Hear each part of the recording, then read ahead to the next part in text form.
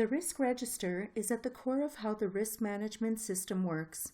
It is important that the risk register is set up correctly so that it complies with your risk management guidelines and how you will identify, access, and manage your risks.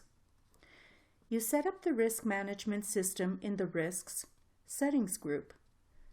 The setup is divided into 3 parts: Categories, Properties, and Risk Matrix. Click Risk Categories to launch Risk Outcomes and Weights dialog. In RiskyProject, Risk Categories refers to types of impacts that a risk can have on a project. By default, this includes schedule, scope, cost, and income. RiskyProject allows you to add categories and outcomes where the category is the main impact or outcome and an outcome is the specified outcome type. As you can see, both the schedule and cost categories are not editable, and they are required for the Monte Carlo analysis and cannot be modified. You do not need to add any specific cost or schedule risk categories.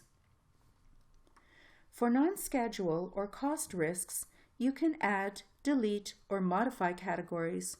For standard qualitative analysis, each category requires one outcome. Risk weighting is an advanced risk weighting system that uses pairwise comparison to determine priorities of risk categories. The next step in setting up Risk Register is to add or delete the risk properties. Risk properties are information such as the date, identified, or risk owner. RiskyProject comes with many predefined risk properties. Some are hard-coded as they are part of the core risk management system and are grayed out. However, others are editable and you can modify them, delete as required. You can also add new properties. Properties are defined by the unique name, data type.